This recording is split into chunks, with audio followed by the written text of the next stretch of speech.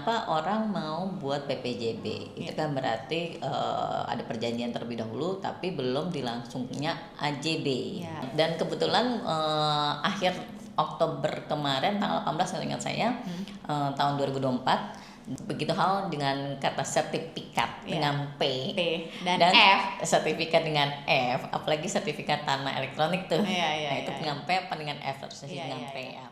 Tapi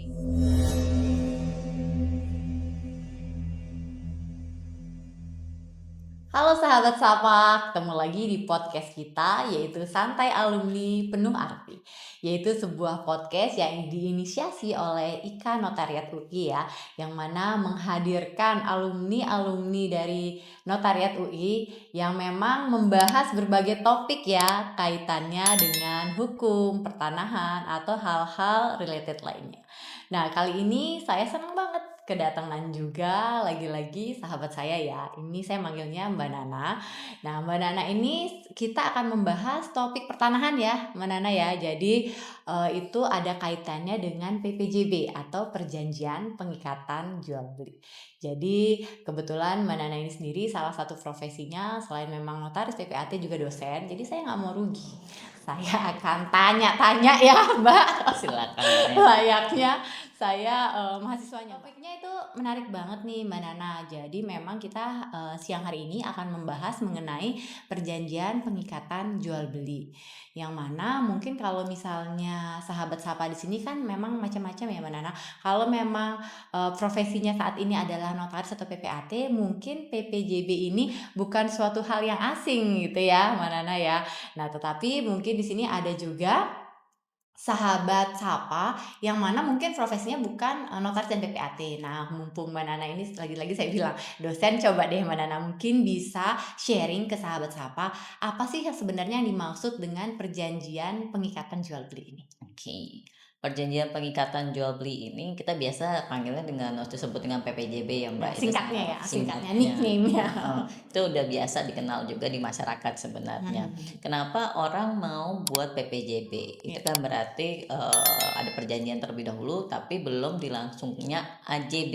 Ya, ibaratnya dia belum AJB gitu ya. Jadi biasanya didahului dengan PPJB. Oke. Dan itu biasanya karena pertama kita pasti mau ingat harga. Harga itu penting banget. Tanah itu kan semakin tujuan utamanya itu ya.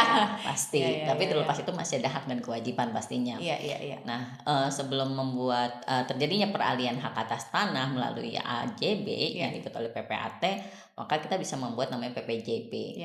Nah, PPJB ini bisa banyak alasannya. Mungkin karena belum nggak mutlak perlu berarti ya Mbak ya Nggak PPJB mutlak. ini dalam transaksi jual beli, tetapi dalam hal-hal tertentu diperlukan gitu ya. Oke, betul. alasannya misalnya Bisa jadi karena memang belum terlaksananya misalnya pembayaran pajak, ada kewajiban PPH sama BPHTB yang harus divalidasi dulu sebelum dapat dilangsungnya AJB misalkan. Oh, itu alasannya salah satu itu. Salah Oke, satunya. apalagi tuh Mbak selain itu? Kemudian misalkan terhadap bidang tanah tersebut ada perubahan data fisik, misalnya ada pemecahan, penggabungan, yang mana memang telah disepakatin ya. Misalnya dalam proses pemecahan penggabungan terlebih dahulu. Itu kan ada waktu ya, soalnya menunggu ya. Oke. Dan pasti ada perubahan pada sertifikatnya juga. Iya. Diikat dulu intinya. Iya. Itu PPJB. Kemudian juga ada karena pembayarannya belum lunas. Oh, jadi ada tahapan. Ya, istilahnya pembelinya bayarnya bertahap. Betul. Maka nggak bisa dong langsung dibalik nama, kan belum lunas gitu ya Mbak ya. Berarti dibuat PPJB ini. Betul. Oke. Dan ada beberapa case juga yang misalkan di kawasan industri. Ternyata tanahnya itu belum bersertifikat misalkan. Tapi sudah sedang dalam proses. Kan sertifikatnya itu nggak bentar ya prosesnya Mbak Nena. Jadi butuhnya ada setelah sertifikat jadi baru bisa AJB itu kan saat ini. Nah, sebelum dia menjadi sertifikat, dalam proses persertifikatan pendaftaran tanah pertama kali tersebutlah diikat dulu. Iya, istilahnya komitmen ya dari penjual dan pembeli ini. Oke, baik Mbak Nana. Artinya kan PPJB itu memegang peranan yang penting juga ya dalam transaksi ini, walaupun memang tidak mutlak harus ada PPJB gitu. Tetapi ibaratnya PPJB ini bisa menjadi langkah awal ya menuju nantinya ke AJB gitu ya Mbak Nana ya. Oke, nah lalu misalnya nih Mbak Nana ada para mungkin sahabat sapa di sini yang memang lagi menjual nih ya tanahnya apa segala macam dan menghadapi salah satu kendala yang tadi, misalnya apakah tanahnya yang mau dijual masih disertifikatkan, atau misalnya kalau yang saya sering nih Mbak Nana buat PPJB karena lagi turun waris Ya apa segala bisa. macam. Nah mungkin Mbak Nana bisa kasih info gimana sih tata cara untuk buat PPJB ini, harus dinotaris kah atau gimana tuh Mbak kira-kira untuk pembuatan PPJB ini? Baik, kalau kita bilang itu PPJB sebenarnya kan dasarnya tetap perjanjian. Betul. Perjanjian berdasarkan Kitab Undang-Undang Hukum Data yang masih Ya. berlaku ini bisa dibuat dalam bentuk akte bawah tangan maupun akte notaris. Oh, oke. Jadi Tapi ternyata kalau kita telusurin lebih lanjut peraturan perundang-undangan di Indonesia, seperti misalkan Undang-Undang Rumah Susun, iya. di sana diwajibkan PPJB Ya. sebelum bangunan itu jadi wajib dengan akta notaris. Oh, oke. Nah, Baik, begitu baik, juga baik. dengan rumah tapak. Iya. Jadi di rumah tapak itu di peraturan pemerintahnya pun juga mengatur bahwa wajib dengan akta notaris dan isi materi dari PPJB itu diatur.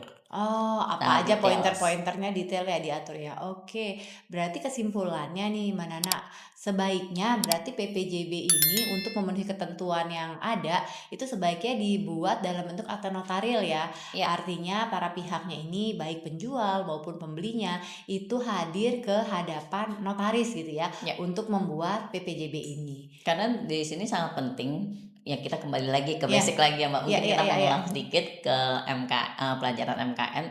Apa sih bedanya akte bawah tangan dan akte otentik? Ya, betul. Ya kan, sudah pasti kalau akte otentik, akte notaris itu sudah tidak perlu pembuktian lagi karena udah dianggap akte yang sempurna. Pada saat kita tampilkan sebagai Amit-amit kalau masalah ya, amit-amit kalau ada masalah ya. ada permasalahan dan kemudian sengketa ya di Iya, persidangan. Jadi akte otentik itu sudah dianggap sebagai alat bukti yang sempurna, tanpa perlu disebutkan lagi ya. Itu ada di pasal 1870 Undang-Undang Hukum Perdata. Oke. Nah, tapi kalau kita balik lagi nih PPJB, ada dua. Kita bilang ada yang dibuat di bawah tangan dan kemudian ada akte otentik. Nah, sepanjang kalau kita bilang pasal 1320 kan ada 4 syarat sah perjanjian. Betul, syarat sah perjanjian. Syarat salah satunya adalah sebab yang halal. Ya. Berarti harus sesuai dengan peraturan perundang-undangan. Undang-Undang Rumah Susun telah mengatur dengan akta notaris. PP untuk peraturan pemerintah untuk rumah tapak pun juga telah mengatur PPJB itu dengan akta notaris. Jadi kalau tidak dilakukan dengan akta notaris berarti sudah batal demi hukum. Kalau dibuat akta di bawah tangan. Betul, karena salah satu syarat sahnya itu tidak terpenuhi ya, apalagi yang tidak dipenuhi syarat objektif.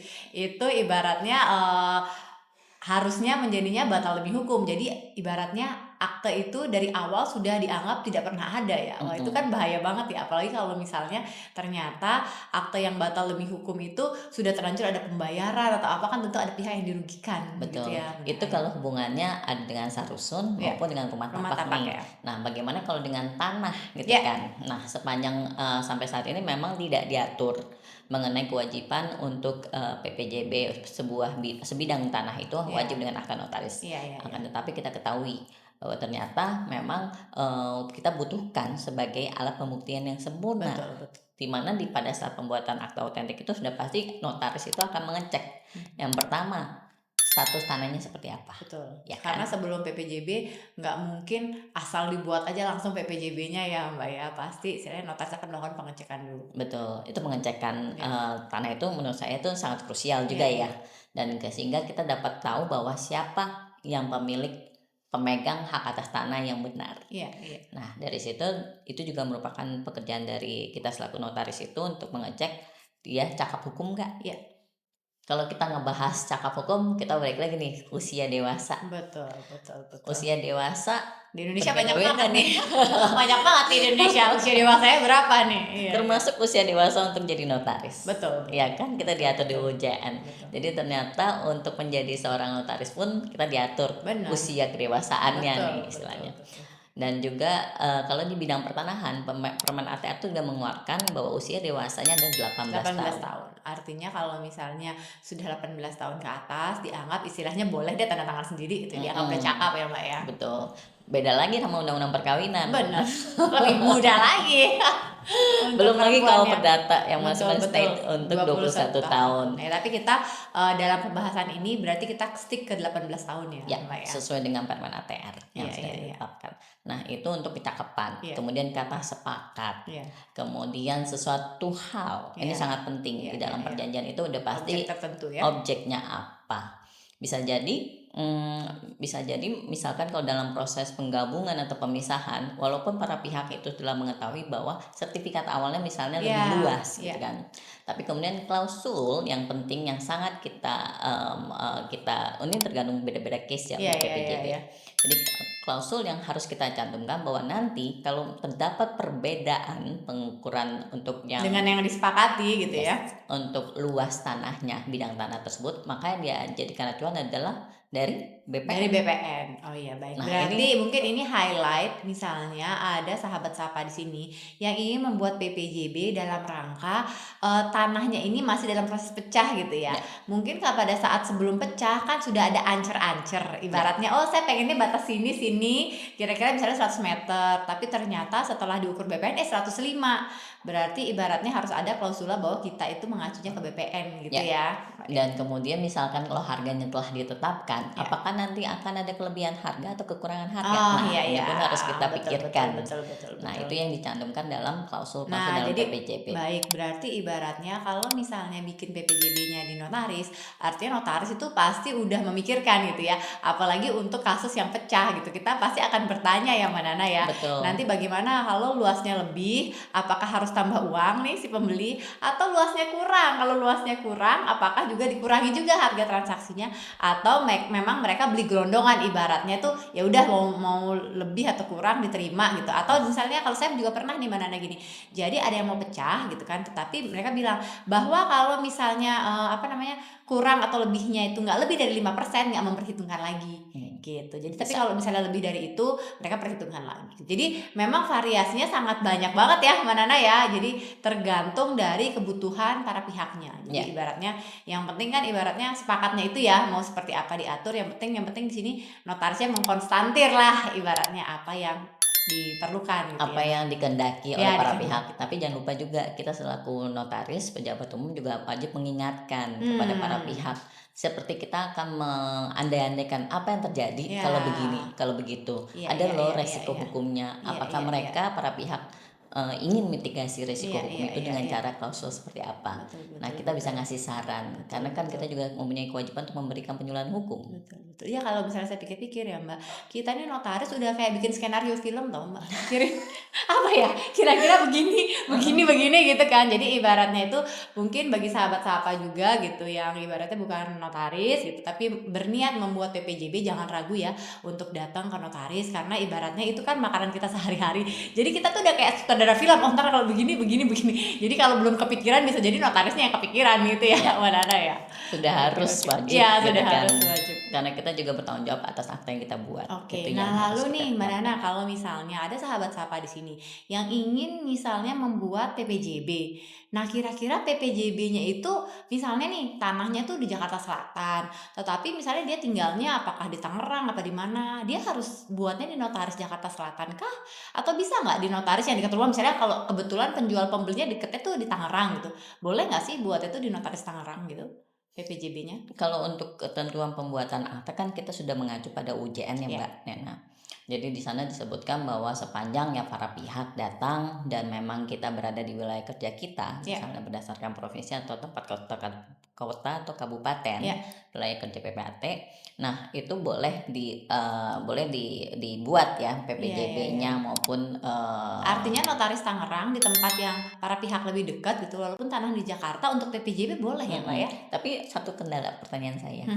Kita bagaimana pengecekan? Tetap kita butuh rekanan. Tetap butuh rekanan. Ya ibaratnya tapi gini, ibaratnya mungkin kan untuk pengecekan itu adalah internalnya dari notaris ini. Ibaratnya kehati-hatiannya dia akan melakukan pengecekan mungkin dengan biasanya kan kita ada rekan ya, kayak misalnya saya nih ada butuh Kabupaten Tangerang saya kontak Mbak gitu. Tapi kan diperbolehkan ya. Jadi tetap notaris Tangerang yang melakukan mungkin pengecekan dibantu teman gitu mungkin, tetapi membuat aktanya diperbolehkan ya Mbak. Diperbolehkan. Jadi kita bagi 3 aja ya Mbak Nena. Jadi kalau kita bilang ada namanya PPJB Sarusun itu tunduk pada undang-undang Sarusun. Dan peraturan perundang lain yang di bawahnya. Yang kedua ada PPJB untuk rumah tapak. Berarti itu ada pihak pelaku pembangunan nih. Betul, itu ada developernya. Betul, itu ada undang-undang sama peraturan pemerintah. Dari sekarang PU ya, Kementerian PU. PU atau PUPR ya, karena udah dipisah agak-agak banyak kementerian yang berubah-berubah nih. Jadi saya juga masih agak kurang familiar. Iya, dan kebetulan akhir Oktober kemarin tanggal 18 kalau ingat saya, tahun 2024 dari Kementerian PUPR itu mengeluarkan suatu surat edaran yang teknis untuk SK surat kepemilikan bangunan gedung. SKBG ya? Yes. Nah, ternyata setelah tahun 2024 kementeriannya dipisah. Iya, kita masih bertanya gimana nih? Itu yang untuk SKBG ya. Ada Sarusun, SKBG di bawah Kementerian PUPR yang tadinya, sekarang ini kita masih nggak jelas. Kemudian ada yang PPJB yang untuk bidang tanah saja. Betul kan? Berarti tiga hal ini harus kita pisahkan berarti ya, Mbak Nana ya. Oke. Boleh Mbak dibahas satu-satu gimana nih? Kalau misalnya untuk yang Sarusun dulu deh, gimana? Kalau misalnya seandainya ada orang istilahnya mau untuk secondary ini bisa juga ya berarti ya? Misalnya atau first hand. Maksudnya Sarusun yang dimaksud ini adalah PPJB yang istilahnya lagi dibangun sama developer, terus ada pembeli, berarti itu yang dimaksud ya. Nah kalau itu gimana tuh ketentuannya Mbak? Jadi sebenarnya PPJB pada saat Sarusun itu ternyata Sarusunnya belum bangun. Betul, belum jadi beli gambar deh ibaratnya. Tapi sudah dilakukan pemasaran oleh si pihak developer. Nah, disitulah dilindungi PPJB berdasarkan undang-undang, di mana dia sudah harus ada kepastian bahwa ada sekurang-kurangnya itu sudah ada kepastian untuk ruang, kemudian kepastian hak atas tanah, karena Sarusun itu bisa dibangun di atas berbagai hak atas tanah ya bisa HGB termasuk hak atas tanah, hak sewa. Ya betul. Yang tadinya muncul ke SKBG tersebut. Betul. Nah, kemudian juga ada kepastian status penguasaan rumah susun. Kemudian ada perizinan pembangunan rumah susun dan jaminan atas pembangunan. Itu sudah harus dipenuhi dulu nih. Baik, ibaratnya kalau misalnya kalian mau ada rencana beli apartemen dari developer lalu mau dibuat PPJB, pastikan hal-hal itu harus sudah ada dulu ya. Karena bukan maunya si pembeli, tetapi memang udah ada ketentuannya ya Mbak ya. Berdasarkan undang-undang. Ya, berdasarkan undang-undang bahwa baru bisa dibuat PPJB kalau memenuhi itu dulu ya. Jadi istilahnya berarti udah ada kepastian beberapa hal itu ya. Kepastian hal-hal tersebut yang tadi saya sebutkan itu bentuknya udah pasti udah ada persetujuan bangunan gedung nih. Yang tadinya IMB sekarang namanya PBG. Persetujuan bangunan gedung. Betul. Kemudian juga udah dibangun paling sedikit 20%. Jadi ada syarat-syaratnya nih. Dan itu juga udah diatur di dalam. Ini untuk Sarusun juga ya? Atau rumah tapak? Ini Sarusun dulu. Sarusun dulu ya. Oke. Nah, ini untuk Sarusun. Nah, lanjut kalau kita untuk di rumah tapak, ternyata di PP 14 tahun 2016 itu mengatur lebih jelas lagi nih. Apa itu sistem PPJB, kemudian apa yang dimaksud PPJB, kemudian materi dalam PPJB itu wajib ada apa saja. Itu di dalam PP. Yang saya ingin kritisi sebenarnya, di sini ada definisi mengenai PPJB itu dengan perjanjian pendahuluan. Jual beli dan juga perjanjian pengikatan jual beli. Karena saya orang positivisme ya. Saya kadang terminologi menurut saya sangat penting. Begitu hal dengan kata sertifikat dengan P dan F, sertifikat dengan F, apalagi sertifikat tanah elektronik tuh. Nah, itu dengan P apa dengan F terus dengan P ya. Tapi kadang di masyarakat itu nggak paham tuh. Ya apa istilahnya? Nanti dikira sertifikatnya sertifikat upgrading lagi. Iya. Tapi ternyata ada perbedaan ya, ada P dengan F. Nah, itu mengenai terminologi yang ingin saya kritisi. Ternyata PPJB itu yang mana nih, pendahuluan atau pengikatan? Karena itu berbeda. Karena ada istilah yang berbeda ya. Oke, baik. Dan di dalam PP itu juga telah disebutkan bahwa PPJB itu paling sedikit memuat identitas. Kemudian ada uraian objek. Kemudian harga rumah dan tata cara pembayaran. Ada jaminan, pokoknya banyak banget deh. Itu sudah, dan salah satunya adalah penyelesaian sengketa.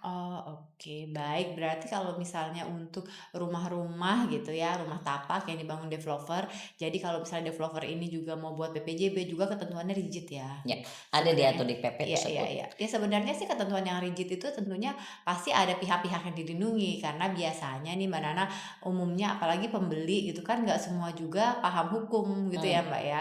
Jadi dengan adanya ketentuan ini di PP ini, ibaratnya negara memberikan perlindungan gitu ya Mbak Betul. ya, istilahnya Yang bagi lucu pembeli. juga beberapa saat lalu saya sempat mendengar yang mengenai seperempat abad dengan Undang-Undang Perlindungan Konsumen. Hmm. Ada yang mengajukan jadi ada sengketa Hmm. di PPJB itu dibawa ke BPSK.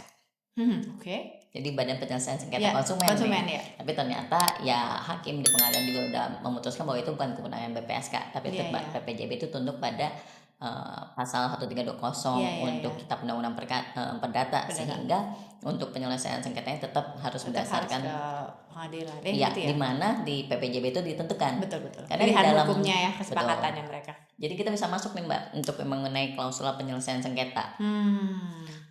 Penyelesaian sengketa yang kita pilih yang mana? Iya iya. Apakah pengadilan? Ya.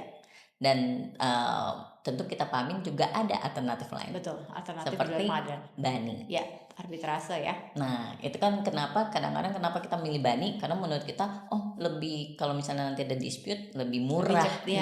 Lebih murah, lebih cepat juga Betul, ya. efisien. Jadi, karena iya. misalnya nilainya nggak seberapa. Betul betul betul. Nah, sedangkan kalau memang kita milih, jadi kita nggak patok.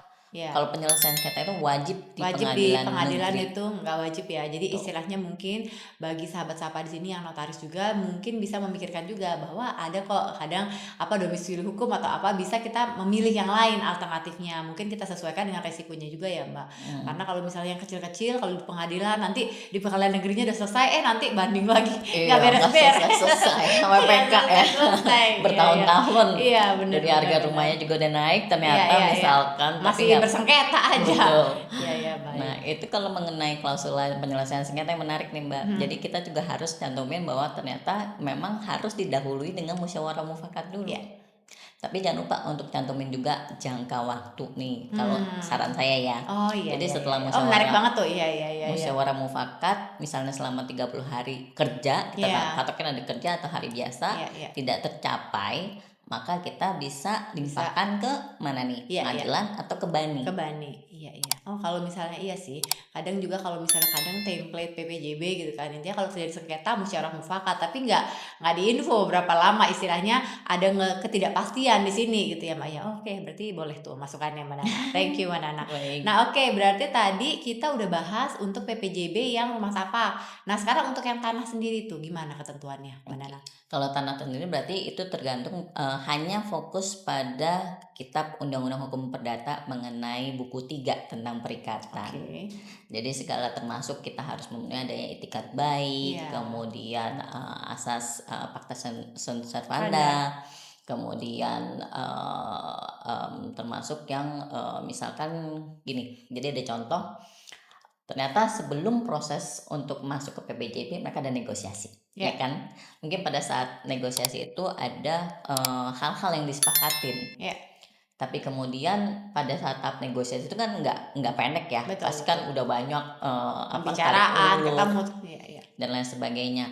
Nah, kita masukkan satu klausula bahwa memang tahap-tahap pada saat negosiasi tersebut itu yang kesepakatannya selama tidak dituangkan dalam perjanjian tidak dapat dijadikan jadi nggak bisa mundur lagi ya ibaratnya. Jadi pada saat kita final kan, pada saat PP jangan sampai nanti setelah tanda tangan dia bilang loh pas dulu lagi kemarin gitu. Kemarin katanya begini, wah nggak ada yang kemarin, yang hari ini aja Pak gitu ya. Betul. Berarti artinya kalau dapat saya simpulkan bahwa kalau misalnya untuk PPJB gitu ya, yang atas tanah itu nggak ada aturannya yang rigid banget ya, seperti yang di sarusun atau di rumah tapak gitu.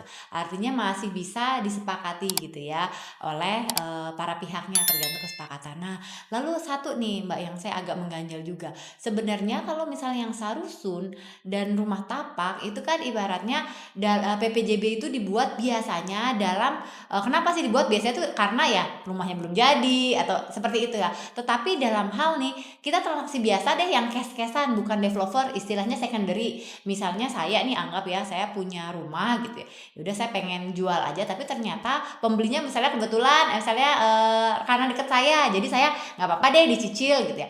Apakah kalau misalnya dalam hal seperti ini berlaku juga ketentuan yang disarusun sama tapak itu atau memang boleh disepakati saja kalau untuk yang secondary? Untuk secondary menurut saya boleh disepakatin Boleh saja. disepakati aja ya. Yang pasti kan berdasarkan pasal 1320 itu kan udah pasti tuh Ya, ada 4 kata sepakat. hal itu ya. 4 hal itu. Termasuk memang jelas objeknya dan harganya jelas, tahapan pembayarannya juga jelas. Juga jelas ya. Oke, baik. Jadi ditentukan gitu. Nah, di dalam perjanjian PPJB itu juga kita bisa nyebutin hak dan kewajiban. Kalau sampai tanggal sekian nggak bayar bagaimana nih? Uang prestasi? Iya. Ada denda? Iya.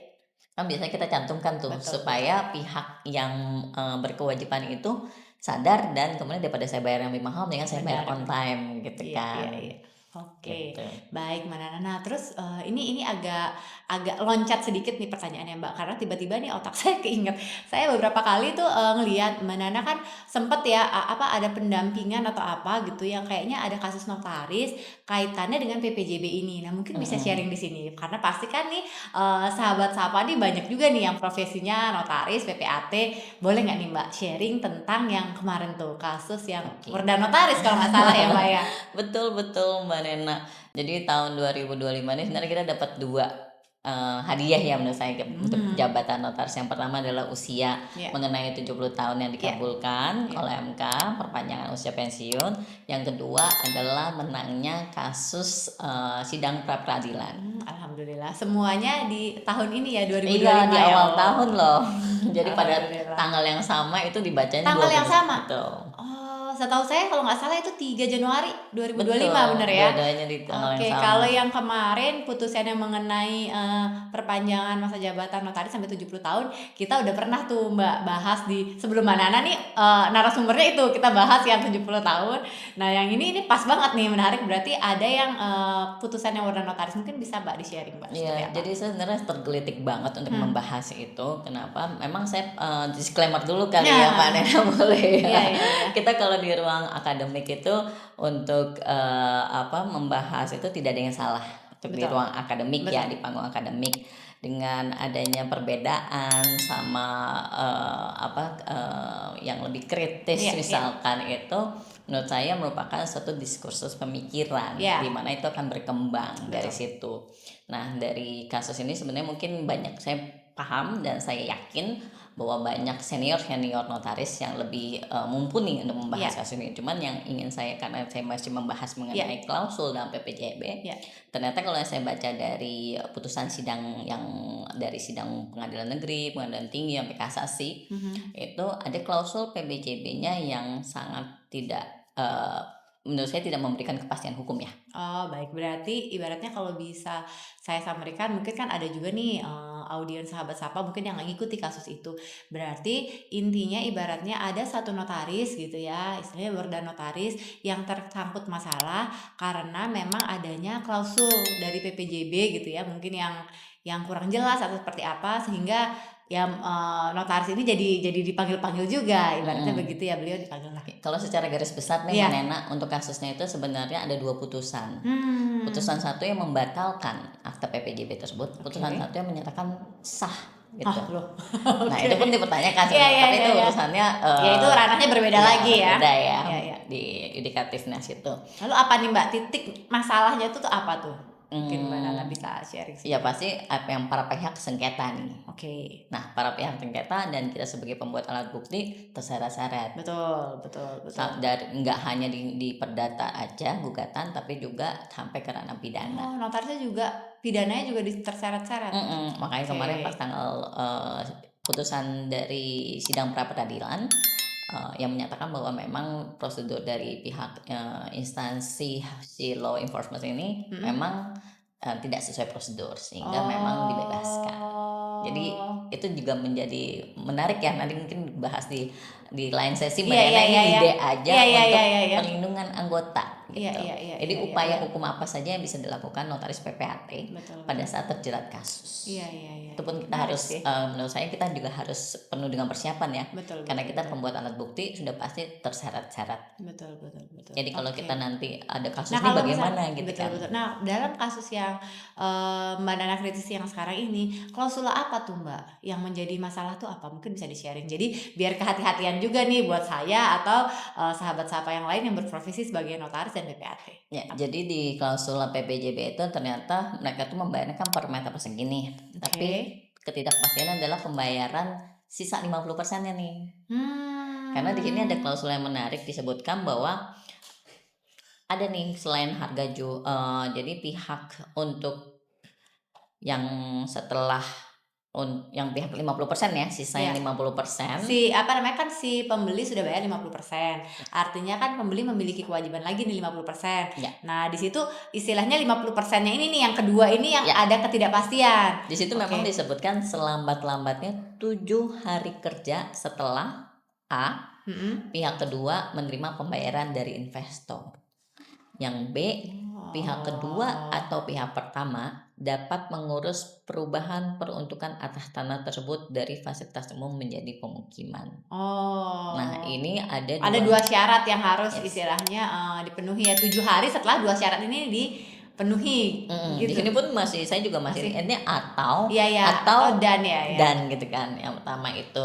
Kemudian di klausula berikutnya itu masih kayak misalnya setelah selain harga jual beli itu misalnya ada perubahan harga, ada pihak pertama itu pihak kedua itu berjanji mengikatkan diri untuk memberikan tambahan uang kepada pihak pertama sebesar 25% dari selisih harga. Nah, ini mungkin ada insentif gitu misalkan kalau misalnya. Berarti istilahnya PPJB ini ya agak complicated ya. Jadi nggak hanya penjual pembeli tetapi ada juga pihak lain yang istilahnya walaupun nggak ada di perjanjian itu tapi terseret-seret. Baik. Nah, makanya walaupun kayaknya sebenarnya kan kita sebagai notaris pihak ketiga kan kita dianggap yang memang mengerti hukum. Betul. Kita mengemban amanah itu loh sebagai trusted party. Pada saat ada para pihak yang misalnya menyodorkan kita perjanjian seperti itu, apa nih yang kita lakukan? Betul. Apakah bisa kita bilang bahwa misalnya ini kalau misalnya pihak yang nggak ada ini disebut-sebut ya seperti apa ya mitigasinya ya? Dengan munculnya kasus ini membuat kita lebih aware kan yang mana. Jadi kalau misalnya itu bagaimana kita harus mengingatkan, Pak, ini kalau misalnya nih para pihaknya ini kalau misalnya ternyata tidak dapat investor seperti apa? Nah, itu dulu mungkin saya sebelum ada kasusnya saya nggak kepikiran. Yang penting saya juga nggak kepikiran. Saya biasanya kalau misalnya jual beli ada penjual ada pembeli. Oh ternyata pembeli ini di belakangnya ada lagi orang lagi gitu ya. Saya juga nggak kepikiran sih. Betul. Menarik sih. Nah setelah kalau nggak dapat investor siapa? Nanti kalau dapat investor seperti ini kemudian 7 hari memang fix ya. 7 hari itu waktu yang sudah ditetapkan para pihak. Tapi kemudian untuk mendapatkan investor ini apakah ada jangka waktunya? Betul. Kan? Kalau misalnya 10 tahun belum dapat mana masa 10 tahun enggak? Ibaratnya Dalam arti menjadi pemikiran kita bersama karena Manana terus terang juga nih belakangan nih beberapa tahun belakangan gitu. Trennya juga saya banyak nih nemuin kayak gini. Misalnya ada pemilik tanah gitu kan. Udah gitu ada pengembang yang masuk segala macam gitu kan. Jadi ada transaksi sebenarnya nih harusnya antara si pengembang sama si pemilik tanah aja. Tetapi di sisi lain biasanya pengembang ini kan nggak langsung punya fresh money. Biasanya mereka ada investornya seperti kayak gini lah. Jadi dalam arti misalnya nanti kita sebagai notaris menemui hal-hal seperti ini ya harus lebih berhati-hati lagi ya Mbak Dana ya. Betul. Seperti kayak halnya kita bisa misalnya dengan bunga bank kita bandingkan. Bunga bank itu kan tiap tahun bisa naik bisa turun kan. Betul. Nah, tapi kalau harga tanah kan enggak ya. Harga tanah itu kan selalu naik. Apakah nanti kalau misalnya kita tentukan misalnya tidak berhasil, apakah dikenakan bunga bank misalkan dendanya, atau misalkan sampai waktu tertentu ya harus dikembalikan uangnya misalkan. Karena kan dalam arti dia menunggu itu berarti kan ada juga potential loss dalam arti yang harusnya dalam beberapa bulan itu mungkin ada dia bisa jual ke orang lain dengan harga yang lebih baik itu juga harus diperhitungkan. Jadi sebenarnya kita sebagai notaris harus bisa ngasih suggest gitu ya. Dan kemudian yang lagi ada adalah mengubah peruntukan. Nah, mengubah peruntukan tanah ini kan sebenarnya kewenangannya di luar.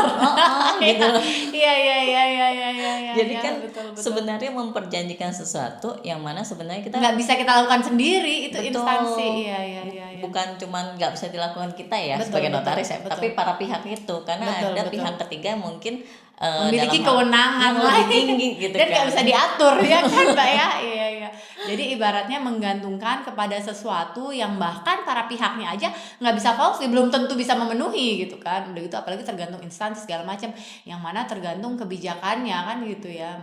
Jadi klausula seperti itu yang memang kita harus pelajarin ya Mbak, kalau menurut saya. Dan kemudian mungkin kita bisa dengan prevent dengan berapa klausula yang dimaksud di dalam PPJB itu yang kita bisa ajukan gitu. Misalkan dalam keadaan seperti untuk jangka waktunya kita bisa batasin, atau misalnya setelah ini misalnya salah satu pihak prestasi harus seperti apa, dan kemudian kalau misalkan juga ada, misalkan kalau kita akhiri nih klausula yang sangat sering itu, kita harus mengesampingkan pasal 1266 kitab hukum kitab undang-undang hukum perdata. Kenapa? Karena di pasal 1266 itu mewajibkan kalau pengakhiran PPJB itu gitu ya, harus dengan putusan pengadilan. Betul.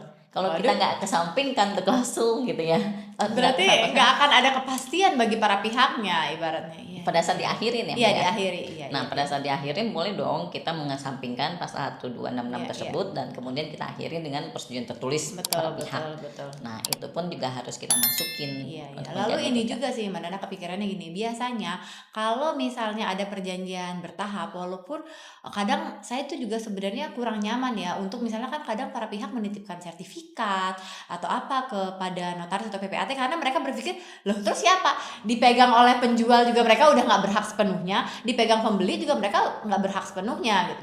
Jadi memang mungkin juga harus disepakati pada saat ini diakhiri gimana nih kedudukan sertifikat nih, harus gimana kalau misalnya memang dititipkan kepada notarisnya atau apa gitu loh. Karena saya pernah berarti ada perjanjian penitipan. Betul.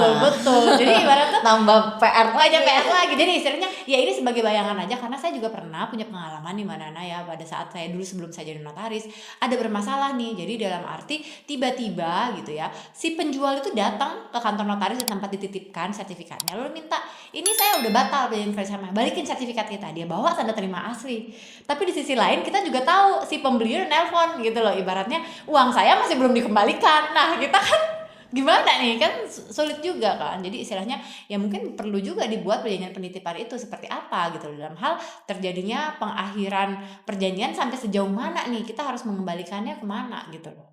Karena jadi kesalahan juga, karena sampai akhirnya notaris itu dilaporkan juga penggelapan. Betul, gitu loh. Itu pidana. Iya itu pidana gitu loh. Serem banget. Jadi ada masukan dari rekan senior kita Pak Imade Priye ke sana, notaris dari Kabupaten Badung. Di mana klausul ini dibilang ini, apabila terjadi sengketa maka para pihak sepakat untuk memerintahkan notaris menyerahkannya kepada pihak yang berwajib. Itu di dalam klausul PPJB. Iya. Itu masukan dari yalah mendingan gitulah ya. Jadi klausul ternyata bisa dimasukin dalam PPJB tanpa harus ada perjanjian penitipan lain nih. Iya. Kan? Betul. Tapi kalau sekarang kan udah nggak perlu ya. Kan udah kira sertifikat elektronik. Oh iya sih. Ya tapi tetap masih ada fisiknya, tetap masih ada fisiknya sih Mbak ya. Tapi ya iya sih. Iya kan. Jadi kan saat ini dengan berlakunya sertifikat elektronik ternyata membantu juga loh. Bukan meribetkan. Memang kita kesannya awalnya ribet ya Mbak ya. Ribet ahli medianya ya kan. Sampai sekarang juga masih gitu kan, masih terpending. Tapi kemudian dengan adanya sertifikat elektronik ini, maka kita tidak menjadi pihak yang dititipkan lagi nih. Baik, karena PPJB itu tidak terjadi peralihan hak. Iya betul. PPJB itu hanya suatu pendahuluan lah ya, sebelum pengikatan sebelum adanya AJB. Oke, tapi ada satu hal lagi yang menarik di PPJB itu mengenai yang PPJB lunas Mbak. Apa tuh? Kuasa mutlak. Nah gimana tuh pendapat Mbak Nana tentang kuasa mutlak yang ada di PPJB lunas? Nah mungkin sederhananya begini. Jadi kalau misalnya di PPJB lunas itu, karena kan kalau namanya juga PPJB lunas, artinya si pembeli itu sudah membayar lunas kepada si penjual gitu. Istilahnya no matter what dia udah bayar lunas deh gitu. Nah maka dengan adanya itu, maka ada satu klausula bahwa tanpa bantuan, biasanya gitu ya secara sederhana, tanpa bantuan dari penjual, si pembeli ini bisa buat AJB sendiri ibaratnya gitu. Nah gimana tuh? Nah menarik tuh Mbak, gimana tuh? Iya, kalau di PPJB lunas sudah pasti kita harus cantumin. Betul. Karena kalau tiba-tiba ternyata maaf aja ya, kalau misalnya penjualnya ternyata meninggal dunia atau ada yang hal-hal yang lain akibatnya apa yang sudah menjadi haknya si pembeli tidak dapat terlaksana. Makanya dalam PPJB kita pasti cantumkan yang namanya kuasa mutlak. Itu kuasa untuk PPJB lunas ya. Yang tidak dapat ditarik kembali karena sebab apapun. Betul. Nah, sedangkan kalau untuk kuasa mutlak ini sebenarnya ada aturan nih yang zaman dulu banget, ada instruksi menteri. Saya ingat banget tuh kuasa mutlak sering dibahas sama Pak Peter. Iya, benar, kalau di UI kita diajarin Pak Peter itu kuasa mutlak. Nah, gimana tuh Mbak? Boleh untuk refreshment kita lagi nih. Jadi kalau Pak Peter itu selalu mengingatkan kuasa mutlak itu dilarang. Tapi ada tapinya. Nah, kalau kita baca sebenarnya saya juga dulu pas lagi kuliah itu belum sempat baca tuh instruksinya seperti apa. Sekarang gara-gara udah jadi notaris PPAT, baru dibaca. Baru dicari. Baru diunduh. Bukan dibaca, dicari. Oke. Jadi dalam kuasa mutlak itu tuh disebutkan bahwa sepanjang memang tidak ada penyelundupan pengalihan hak atas tanah.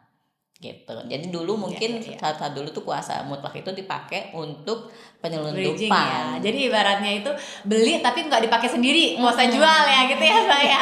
Jadi dia beli tetapi memang untuk dijual lagi karena nggak mau bayar pajak 2 kali buat kuasa mutlak kuasa jual itu. Itu yang nggak dibolehkan. Ada hak atas tanahnya kan memang untuk menghindari pajak dan lain sebagainya kalau saat ini kita ketahui. Tapi sepanjang sebenarnya kuasa mutlak itu dimungkinkan di dalam PPJB lunas. Sepanjang memang haknya si pembeli, haknya si penjual sudah itu terpenuh. Ya, jadi jangan pula salah ya teman-teman sahabat-sahabat yang notaris di sini. Nanti PPJB bertahap belum lunas dikasih kuasa mutlak pula. Wah, salah kita. Jangan pula salah gitu ya. Baik. Aduh, Manana menarik banget ya. Tadinya saya sih kebetulan memang untuk PPJB sendiri, ini saya secara pribadi subjektif ya. Saya alhamdulillah nggak pernah yang heboh-heboh sih. Maksudnya nggak pernah yang gimana-gimana. Emang murni buat PPJB karena balik nama turun waris lah atau apa gitu. Tapi dengan obrolan kita hari ini, saya juga jadi tercerahkan. Oh iya ya, nanti kalau tiba-tiba ada yang mau buat PPJB gitu loh, udah gitu ada investor segala macam, saya jadi kebayang juga nih gitu ya. Untuk prevent jangan sampai kasus yang udah pernah terjadi gitu ya kepada rekan kita terulang kepada kita. Jadi thank you banget Manana buat sharingnya siang hari ini. Mungkin Manana punya closing statement gitu atau apa gitu, pesan untuk teman-teman atau sahabat-sahabat di sini kaitannya dengan PPJB. Silakan Manana. Baik, kalau kaitan dengan PPJB dan peran jabatan kita selaku notaris, sudah pasti kita harus ingat pertama kita sebagai pembuat alat bukti. Yang kedua, kita sebagai penjaga kepatuhan. Nah, pasti kita harus mengecek lagi, update untuk peraturan perundang-undangan yang terbaru. Misalkan tadi ada Undang-Undang Rumah Susun yang mengatur mengenai PPJB. Ada ketentuannya nggak ya tentang PPJB itu istilahnya? Ya, baik-baik. Compliance keeper nih kita. Dan kemudian yang terakhir, kita sebagai penjaga amanah, pihak ketiga terpercaya dari masyarakat. Sehingga untuk menjaga, karena kita udah diberi amanah nih, maka kita harus menjaga kepatuhan, kita update untuk peraturan perundang-undangan. Dan juga saya kembali mengulang ucapan dari kata senior kita Bu Herlin Budiono, Bu Dr. Herlin Budiono, di mana memang bukan notaris itu perannya bukan cuma untuk mengkonstatir apa saja yang dikehendaki para pihak. Bukan hanya juru catat gitu ya Mbak ya. Tapi kita juga harus bertanggung jawab isi apa yang akta, karena akta itu merupakan tanggung jawab kita seumur hidup. Oke, menarik banget. Saya jadi merinding ya. Ngeri-ngeri juga nih buat PPJB. Tapi mudah-mudahan kita saling mendoakan, saling menjaga. Jadi podcast Ika Notariat UI ini juga salah satu sebagai upaya saling menjaga, saling mengingatkan gitu. Jadi kalau misalnya dalam hal ini mungkin kali ini pesannya untuk notaris PPAT gitu ya. Jadi kalau misalnya buat PPJB, ayo kita hati-hati. Lalu apa-apa aja yang diperhatikan. Jadi thank you banget Manana. Mudah-mudahan nanti lain kali ada topik-topik menarik kita bisa ini undang lagi ya Manana. Dengan senang hati. Oke, thank you. Bye-bye dulu ke sahabat-sahabat. Bye-bye. Bye.